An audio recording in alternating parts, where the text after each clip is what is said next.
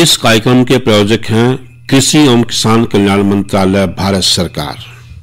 हर जोखिम से निकल कर फसल आए, सुरक्षित हो जाए। फसल बीमा से हर किसान अब आत्मनिर्भर हो जाए। संकट के समय प्रधानमंत्री फसल बीमा योजना किसानों के लिए वरदान है। अब सूखा पड़े या बाढ़ आ जाए, कोई डर नहीं। अब ओले पड़े या कीट पतंगे फसल खा जाए, कोई फिक्र नहीं, क्योंकि हमने लिया है प्रधानमंत्री फसल बीमा। बुआई से फसल कटाई तक हर जोखिम का दावा, न्यूनतम प्रीमियम पर अधिकतम भुगतान का वादा। योजना से हर साल जुड़ रहे हैं 5 करोड़ से ज्यादा किसान। अब आपकी है बारी। नजदीकी कृषि कार्यालय, सहकारी समिति, बैंक शाखा, अधिकृत बीमा कंपनी या जन सेवा केंद्र में स्वेच्छा से करा सकते हैं पंजीकरण। फसल बीमा पोर्टल या फसल बीमा ऐप द्वारा भी कराया जा सकता है पंजीकरण। प्रधानमंत्री फसल बीमा योजना, आपकी फसलों का संपूर्ण सुरक्षा कवच। कृषि एवं किसान कल्याण मंत्रालय, भारत सरकार। किसानवाणी कार्यक्रम के सभी सुनवाने के दारे की राम राम। साथियों, कार्यक्रम किसानवाणी दिन मंगलवार और आज है फोन इन।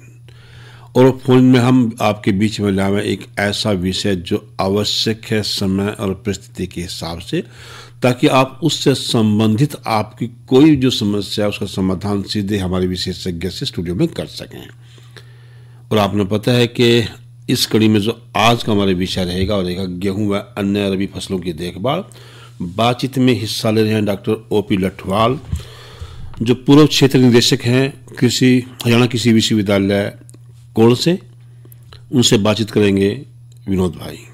साथियों से एक प्रार्थना रहेगी कि विषय से संबंधित ही फोन करें, क्योंकि आप ना विषय तक अटका फोन करना शुरू कर दें तो ना तो उस साथी का नंबर पड़ता जिसने सच में कुछ समस्या, आप सोचें चलो भी रेडियो पर नाम हो जाएगा, लोग आवाज़ सुन लेंगे, फ़ोन कर लिया। ऐसा नहीं करना। आपने अगर आपकी समस्या है तो आप समस्या से संबंधित ही फ़ोन करें। और बात आएगी कि संपर्क सूत्र की, तो हमारा संपर्क सूत्र रहेगा 221-322। जो साथी कुछ क्षेत्र बाहर के हैं ये मोबाइल तक फ़ोन करेंगे, उनके लिए STD कोड बहुत ज़रूरी है। और STD कोड है 01744, यानी 01744 221-322। तो इस पर आप फ़ोन करके और अपनी समस्या का समाधान पास करें। बस प्रार्थना वही रहेगी कि विषय से संबंधित ही फ़ोन करें। एक बार फिर बता दें कि आज की जो हमारी फ़ोन का बातचीत का विषय है वो है गेहूँ व अन्य रबी फसलों की देखभाल। तो चला स्टूडियो में करम बातचीत शुरू। किसान वाणी कार्यक्रम सुनिए सारे बाण भाइयों ने विनोद भाई की राम राम। किसान भाइयों, आज है दिन मंगलवार और दिन मंगलवार नाम लेखा कार्यक्रम फ़ोन इन। और आज फ़ोन इन कार्यक्रम का विषय है गेहूं और अन्य जो रबी फसलें हैं उनकी देखभाल किस तरह करें। और इस विषय में जानकारी देने के लिए आज हमने स्टूडियो में आमंत्रित किया है डॉक्टर ओपी लठवाल जी को। डॉक्टर साहब, आपका कार्यक्रम में स्वागत है। धन्यवाद विनोद भाई। डॉक्टर साहब, जैसा कि गेहूँ की जो गेहूँ की फसल है अपनी रबी की मुख्य फसल है डॉक्टर साहब, और अपने बहुत बड़े क्षेत्र में जो है गेहूं लगाया जाओ है, तो जो गेहूं की फसल है उसका हमने रख रखाव किस तरह करना है? विनोद भाई, बहुत ही समय की बात है जी, क्योंकि अगर हम घर से बाहर जब निकलते तो चारों तरफ गेहूं ही गेहूं दिखाई देते। जी डॉक्टर साहब, बिल्कुल। हाँ, क्योंकि हरियाणा की एक बहुत ही मुख्य फसल है जी। पूरे हरियाणा की कहूँगा मैं तो, वैसे तो उत्तर पूर्वी हरियाणा है जैसे जी, GT रोड के साथ साथ, ये तो मुख्य जो है ना गेहूं की बेल्ट है। जी डॉक्टर साहब। हाँ, तो इस समय किसान भाई थोड़ी असमंजस में फंसे हुए हैं जी, क्योंकि रोज कई बार अखबारों में या कई बार दूसरे उसमें कई देखते होंगे कि भाई गेहूं में गर्मी सी बढ़ने लग गई अब। जी जी। हेलो हेलो, नमस्कार जी। हाँ जी, नमस्कार डॉक्टर साहब। हाँ, कौन भाई साहब बोल रहे हैं? हेलो हेलो, हाँ जी, कौन भाई साहब बोल रहे हैं? मैं विकास कुमार बात कर रहा हूँ। हाँ, बोलिए बोलिए जी। सर क्या नाम है, कईयों में जो गेहूं लगा रखे सर। अच्छा अच्छा, बोलो। तो उसमें दवाई लगाई थी। किस टाइम दवाई लगाई थी? हो गई जी 4-5 दिन हो गए मच्छर की। अच्छा, मच्छर से हो रहे हैं? जी जी। कौन से एरिया में पड़ता है आपका ये? जिला सहारनपुर।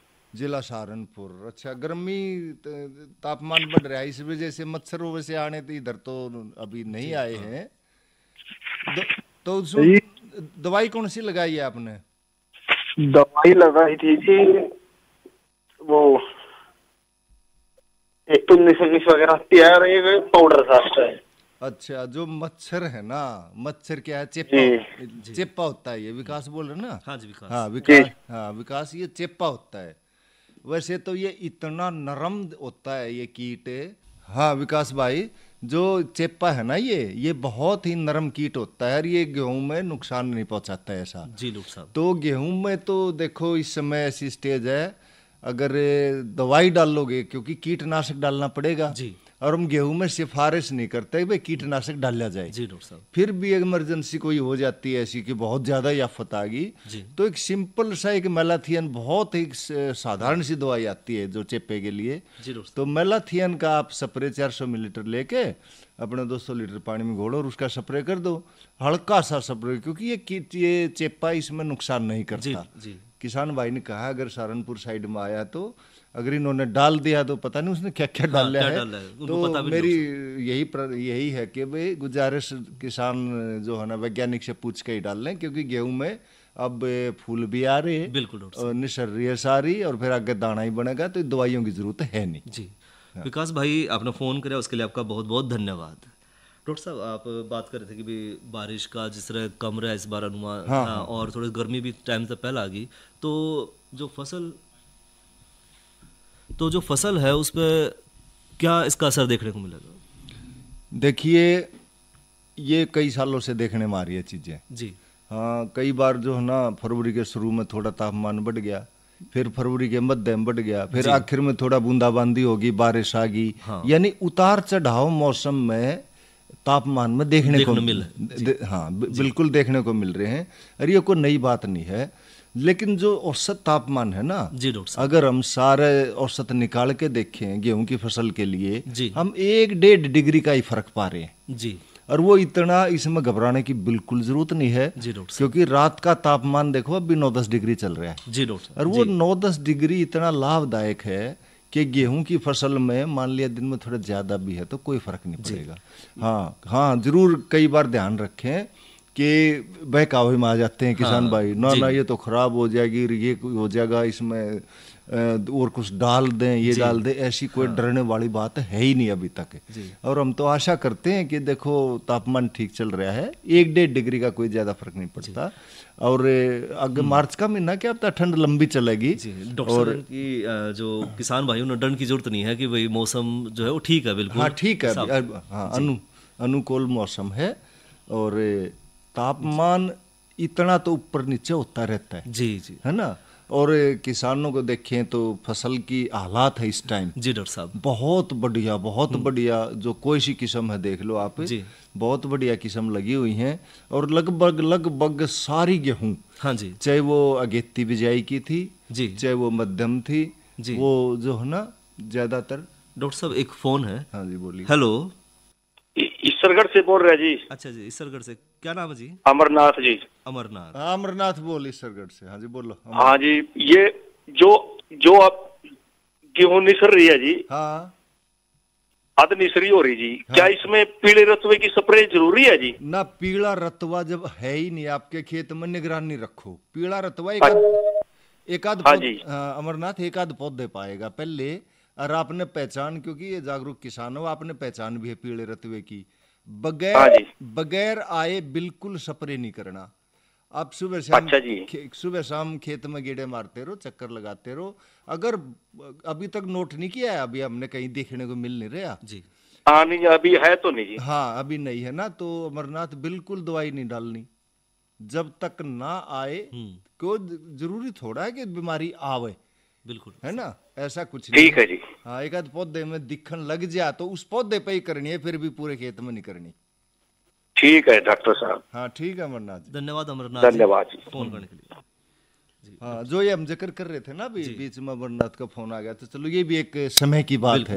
जैसे आज हम बात कर रहे हैं तो किसानों को ये बीमारी का डर तो रहता ही है। बिल्कुल। हाँ, बीमारी जो मुख्य बीमारी है, और कई बार आए बगैर ही किसान भाई जो है छिड़काव करते हैं। हाँ बिल्कुल, अनावश्यक, क्योंकि गेहूं के अंदर सिर्फ एक ही बीमारी आती है जी डॉक्टर साहब, ये पीला रतुआ, हाँ। जो समरनाथ किसान भाई ने भी जिक्र भी किया जी, था, जी। तो अब तक वो हमें देखने को नहीं मिला है कहीं भी। जी डॉक्टर साहब। अगर आ भी जा जी। तो किसान भाई को डरना नहीं है।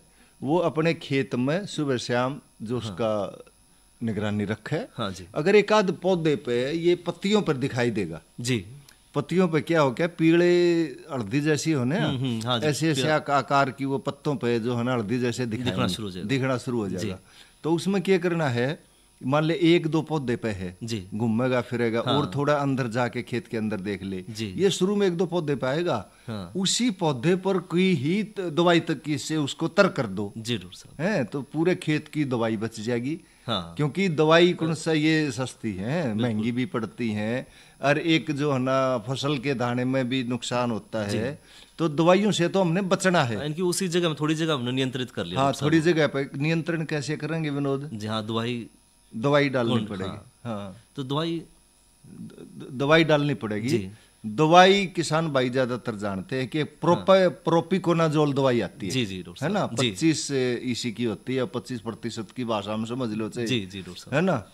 तो 200 मिलीलीटर दवाई और लगभग 150 लीटर पानी लेना। हाँ, यानी अगर किसान भाई चाहे तो 1 मिलीलीटर दवाई और 1 लीटर पानी ला लो, हाँ, या 1.25 लीटर ला लो, 1.5 ला लो, अनुपात तो वही रहेगा। अनुपात वही रहेगा। तो किसान भाई मान ले थोड़े से एरिया में करनी है, हाँ। तो 5 ml दवाई लेके और 6-7 ml दवाई जो है ना लेके, जी डॉक्टर साहब, उनमें 7-8 लीटर पानी में घोल के, और जो पैच बन रहा था, हाँ, पीले रतुए का, हाँ, बस वहां छिड़काव, उस पैच में छिड़काव कर दो आप। जी। उसमें छिड़काव करने से क्या होगा कि उसी क्षेत्र में वो कंट्रोल में हो जाएगी, जी डॉक्टर साहब, आगे फैलेगी नहीं। हाँ। आगे फैलेगी नहीं क्योंकि तो आदमी फैले उसमें एरिया में घुस गया, जी, उसका कपड़ा कहीं लग हाँ, जाए, बिल्कुल, आगे पहुंच जा, हाँ। ना उस एरिया को तर कर दो, और जो है ना बाकी एरिया में दवाई डालने की बिल्कुल जरूरत नहीं पड़ेगी। जी जी डॉक्टर साहब, हाँ, ये एक मुख्य जो है ना आज के समय की बात है कि पीले रतुआ अभी आया नहीं है। अगर आ भी जाए तो उसका इलाज ऐसे करना है, पूरे खेत में बेवजह दवाई बिल्कुल भी नहीं डालनी। जी जी किसान भाई, डॉक्टर साहब, जो ये पीला रतुआ है, इसके आने के कारण क्या है? कि कोई मौसम का बदलाव है, या बारिश ना होना, या कोई और कारण है इसका? पीला रतुआ जो है ना ये मौसम का ही होता है, जी, ज्यादातर। जी डॉक्टर साहब, लगभग 12-13 साल पहले ये बहुत ज्यादा उसमें आ था और बड़ी जो नुकसान कर गया था, लेकिन उसके बाद तो वो किस्में उगाने की बंद कर दी किसानों ने, जिन किस्मों में लगता था। इनकी पीला रतुआ रोधी किस्में, हाँ, पीला रतुआ रोधी किस्में हैं सारी ज्यादातर। फिर भी समय का नहीं पता होता, ये हम दवाई जो है ना पूरी सावधानी बरते, फिर भी बीमार हो जाए कई बार। बिल्कुल डॉक्टर साहब, तो उसी तरह मान ले आ भी जाए तो उसका इलाज करना है, मौसम का होता है सारा ये। जी जी बिल्कुल डॉक्टर साहब। इसके साथ साथ पीले रतुए के साथ साथ एक चीज का और ध्यान रखें, कई बार किसान भाई, वैसे तो अभी ऐसी कोई किस्म नहीं है जिसमें लगता हो, जी, कई बार पत्तों पर जो है ना मटमैला पाउडर सा भी दिखाई दे जाता है। जी सही कह रहे हो डॉक्टर साहब, बिल्कुल। तो उसको पाउडर मिल्ड्यू कहते हैं, जैसे चूर्णी, सफेद चूर्णी लोग, है ना।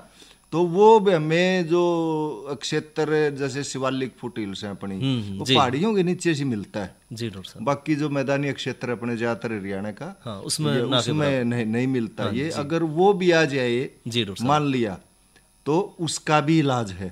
जी, उसका इलाज भी क्या है कि एक घुलनशील गंधक आती है। जी डॉक्टर साहब, घुलनशील गंधक आती है, वो 800 ग्राम ले लो, 1 किलो ले लो, और 150-200 लीटर पानी में उसने घोल के उसका स्प्रे कर दो। क्योंकि किसान भाइयों के कई बार बड़ा बहम रवा है कि गंधक की भी जरूरत है, गंधक की भी जरूरत है, उन्हें ये नहीं पता कि कब जरूरत है इसकी। हाँ, नहीं, गंधक तो खाद से ही मिल जाती है, लेकिन अगर सफेद चूर्णी आ भी जाए तो गंधक का स्प्रे किसान भाई करके उस सफेद पाउडर रोग को उसको भी रोक सकते हैं। तो मुख्य 2 ही हैं बस ये। जी डॉक्टर, नहीं तो ज्यादातर रोग है ना गेहूं के अंदर तो बीज उपचार कर देते हैं हम। बीज उपचार से ही सारे रोगों का नियंत्रण हो जाए। डॉक्टर साहब, इसके अलावा जो गेहूं की फसल, उसमें कौन कौन सी बीमारी आने की संभावना है? नहीं, बीमारी तो अभी हमने कर ली, जैसे रोग रोग बीमारी, ये जैसे पीला रतुआ था, पाउडर मिल्ड्यू था। अच्छा, एक किसान भाई ने वो चेप्पे वाला सवाल पूछ ही लिया था। अगर चेप्पा आ जाए जी डॉक्टर साहब, गेहूं में चेप्पा बिल्कुल नुकसान जो होना, आप जरा सा मान के चलो, बस ना के बराबर। हाँ, ना के बराबर, उतना नहीं। फिर भी कई बार हो जाए कि भाई बहुत ज्यादा संख्या में, जैसे बालों के अंदर फंस गया पूरी तरह, पत्ते पूरे भर गए, तो उस समय मेलाथियन दवाई आती है, बहुत एक साधारण सा कीटनाशक है, क्योंकि उसका असर जो खाद्यान्न में जो अपने जो दाना उसमें नहीं जाएगा। तो उसका स्प्रे किसान भाई 400 मिलीलीटर लेके अपना 150 लीटर 200 लीटर पानी में लेकर स्प्रे कर से। सिर्फ एक कीट की दिक्कत है। जो मुख्य जो है ना किसान ने ध्यान रखना, वो तो है अब इस समय पानी का है। हाँ डॉक्टर साहब, बिल्कुल पानी का ध्यान रखना है, क्योंकि अब की बार बारिश भी नहीं हो पाई। बारिश पीछे 5-7 दिन पहले थोड़ा छिट्टा सा पड़ा था, ओस की तरह पड़ी थी, बिल्कुल ज्यादा नहीं, हो सकता है एक क्षेत्र में हो भी गई हो, थोड़ी बहुत ज्यादा हुई, होगी हो। तो किसान भाइयों को क्या करना है, इस समय अवस्था कौन सी है गेहूं की, उसमें सारे गेहूं निसर चुके हैं जी डॉक्टर साहब। हाँ, 75 गेहूं है वो निसरेंगे जी, 75 में अभी निसरा नहीं आया। हाँ, तो जितने गेहूं निसर गए हैं, तो इसका मतलब निसरने का मतलब है फूल आ गए। बिल्कुल डॉक्टर साहब, फूल आ गए तो उसका मतलब उनमें दाना बिल्कुल दाना पड़ेगा दाना पड़ेगा तो फिर उसमें दूध भी पड़ेगा, फिर वो पकाई की तरफ जाएंगे। बिल्कुल, इस समय गेहूं में सूखा नहीं होना चाहिए जी, है ना। हल्का सा पानी किसान भाई जरूर दें, जरूर दें, क्योंकि हर खेत की तासीर अलग होती है। बिल्कुल डॉक्टर साहब, हर किसान ने अपने खेत का पता है कि भाई मेरे खेत में पानी की कमी है ना है, है पर बड़ा सा पौधा थोड़ा सा उखाड़ के देख ले, पता लग जाता है नमी बनी रहो। हाँ, जमीन में जैसे रेतली जमीन है जी, उसमें नमी की कमी पाओगी। बिल्कुल डॉक्टर साहब। और जो अपनी बाहरी जमीन है, जो ये थोड़ा जो उत्तरी हरियाणा कह लो, आप पूर्वी हरियाणा कह लो, तो इसमें भारी मिट्टी सी है, इसमें जल को शोषण करने की क्षमता थोड़ी ज्यादा है।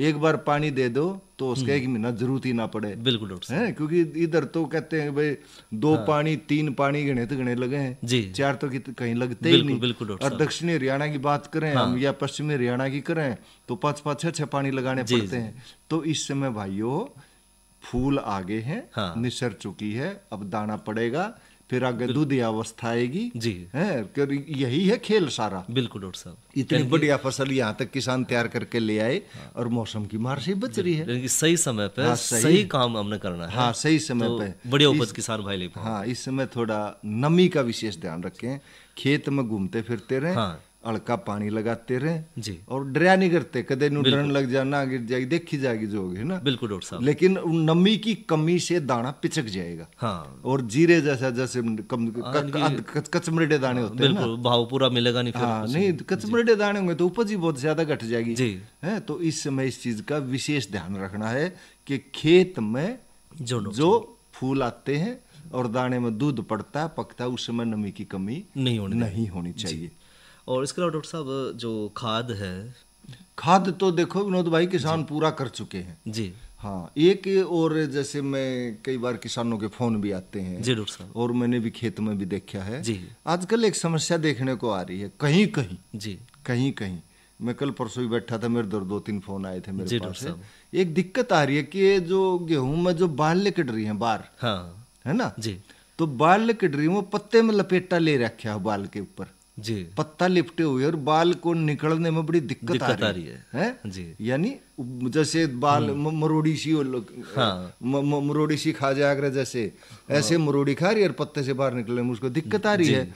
और किसान भाई बड़े इसमें चिंतित से नजर आए। मैंने 1-2 फोन आया, वो बोले डॉक्टर साहब ये क्या हो गया। इसमें डरने की बिल्कुल जरूरत नहीं जी डॉक्टर साहब, है ना। ये पहले ऐसी किस्में होती थी जो 2,4-D से प्रभावित हो जाती थी, अब तो 2,4-D का असर होता ही नहीं, है ना जी। तो लेकिन मुख्य कारण क्या है कि उसमें एक पोषक तत्वों की कमी है।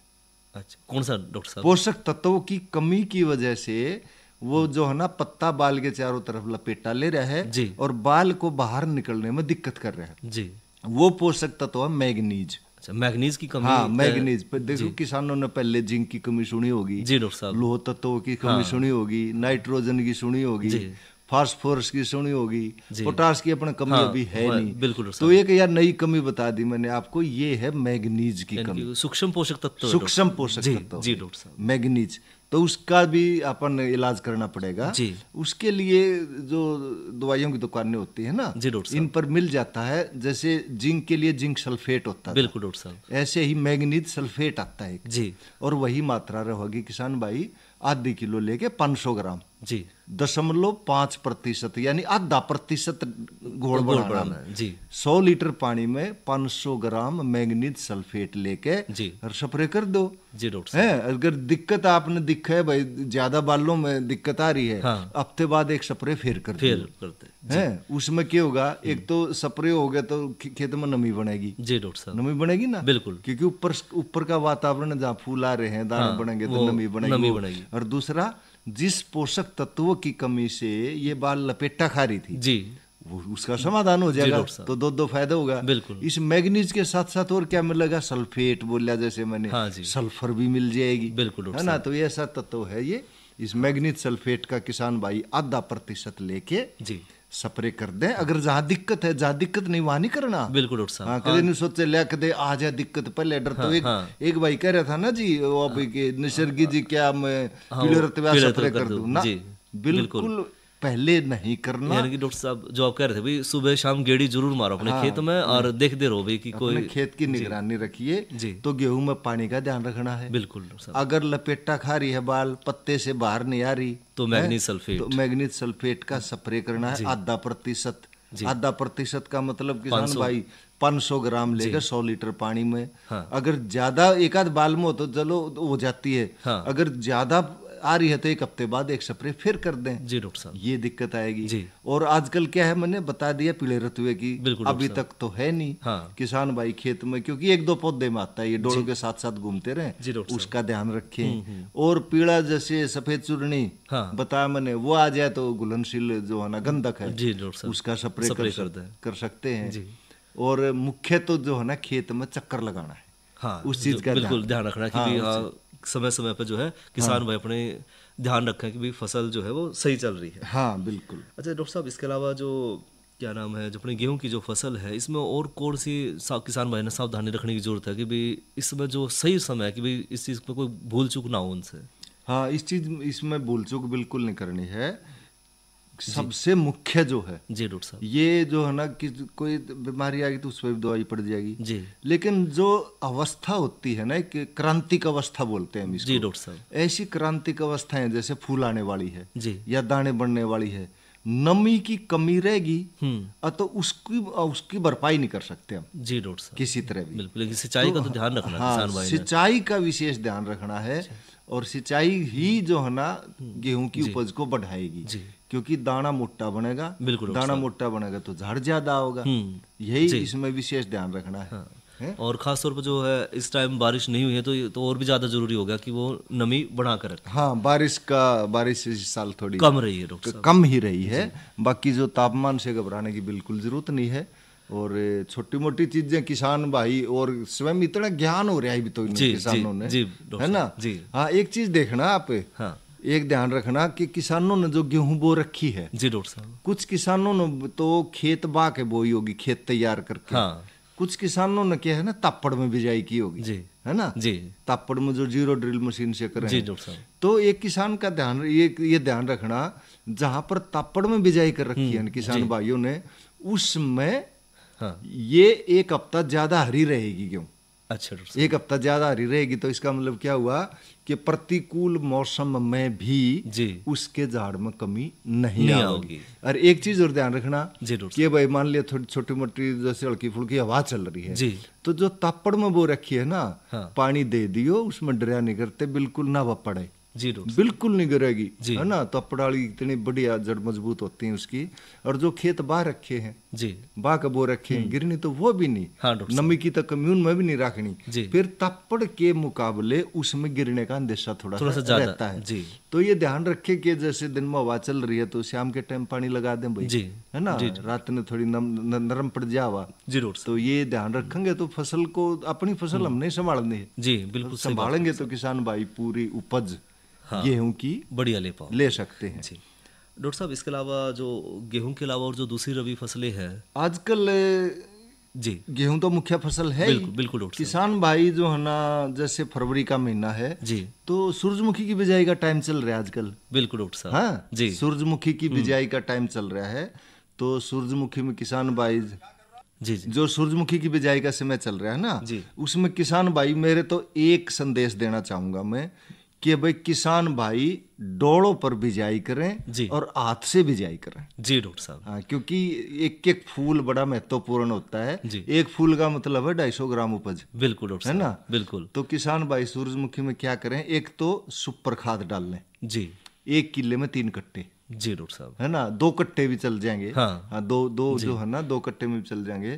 तो 2 कट्टे सिंगल सुपर फास्फेट के डाल लें, डीएपी ना डाल लें उसमें। जी डॉक्टर साहब, क्योंकि तेल वाली फसल में गंधक की जरूरत होती है। बिल्कुल। और सुपर खाद जो होता है ना, इसमें गंधक होती है। जी, गंधक होती है। तो 2 कट्टे सुपर के डाल लें। जी, है तो और बिजाई के जो खेत तैयार कर उसी टाइम डाल दें। और उसके बाद जो चर काटा करे ना, हाँ डॉक्टर साहब, डोली बनाने वाली चर निकालने वाली मशीन है सबको के पास। क्योंकि सूरजमुखी जो है ना, ये करनाल, कुरुक्षेत्र, यमुनानगर, अम्बाड़ा इसी इलाके में होती है, तो कहीं ज्यादा होती ही नहीं। बिल्कुल साहब। तो इसमें चर निकालने वाली मशीन से उसकी चर निकाल लें 2-2 फुट पे। जी, 2-2 फुट के फासले। हाँ, क्यारिया की गैप। हाँ, 2-2 फुट का हो। चर निकाल ली जी। और उसके बाद पहले तो खेत तैयार करेंगे। हाँ डॉक्टर साहब, उसी टाइम खाद मिला देंगे। जी, फिर चर निकाल देंगे। जी डॉक्टर साहब, 2-2 फुट के फासले पे। फिर 1-1 फुट के फासले पे उन चरों के ऊपर जी 2 इंच गहरा बीज डालना है। 2 इंच गहरा 1-1 बीज। जी डॉक्टर साहब। हाँ, कई बार किसान भाई कहेंगे 2 बीज डाल देना। हाँ, सूरजमुखी में 1 का बीज बहुत है। जी डॉक्टर। और सूरजमुखी में एक और ध्यान रखना भाई, बीज तो डलवाएंगे, बीज तो डालेंगे कि सूरजमुखी का जो बीज होता है ना, उसका कवर बड़ा मजबूत होता है। हाँ, तो इसको एक रात पानी में भिगो लो पहले। ठीक है डॉक्टर साहब। हाँ, उसने क्योंकि वो बड़ा उसका कवर होता है, सीड कोट बोलते हैं। हाँ, वो तो मुलायम हो जाए। मुलायम हो जाए, नरम हो जाए थोड़ा। जी डॉक्टर साहब। तो उसको अंदर पानी में भिले एक रात, और उसके बाद 1-1 फुट के फासले पर हाथ से बिजाई कर दें तो पौधों की संख्या सूरजमुखी में पूरी मिल जाएगी। बिजाई करके और 2-3 डोली तक पानी लगा दो उसमें, इसलिए सूरजमुखी का भी बढ़िया बिजाई हो जाएगी। डॉक्टर ओपी लठवाल जी, आपने इतनी महत्वपूर्ण जानकारी दी जो रबी फसल है गेहूं की फसल के ऊपर, तो उसके लिए आपको बहुत बहुत धन्यवाद। इस कार्यक्रम के प्रायोजक थे कृषि एवं किसान कल्याण मंत्रालय, भारत सरकार। अरे क्या कर रहा है? इधर इधर इधर हम बोल रहे हैं तेरे बीजू का। उतला बोल रहा है? पक्षियों से तो हम खेत को बचा लेते हैं, पर इन घातक रसायनों से कैसे बचाएं? मतलब? देख बेटा, तू जो ये अंधाधुंध रसायन मिलाता है ना, मिट्टी की सेहत बिगड़ने लगी है। और जब माटी ही कमजोर पड़ जाएगी तो उपज कैसे सेहतमंद होगी? अरे पहले ऐसा नहीं था। पूछना अपने बड़े बुजुर्गों से, कैसे फसल लहलहाती थी, शुद्धता झलकती थी। हाँ, माटी भी तंदुरुस्त और लोग भी। अरे पहली वाली बात कहाँ? पर अब तो सब यही डाले हैं। सब नहीं, आज भी लाखों जागरूक किसान परंपरागत विधि से फसल उगा रहे हैं। खर्चा कम और उपज की कीमत भी बेहतर पा रहे हैं। सच है? रे बेटे, एक्सपीरियंस से बता रहे हैं, धूप में बाल सफेद नहीं किए हैं। हाँ। ठीक है भाई, मैं भी आज से जैविक खेती शुरू करूंगा। माटी से प्रेम की परंपरा है, परंपरागत खेती।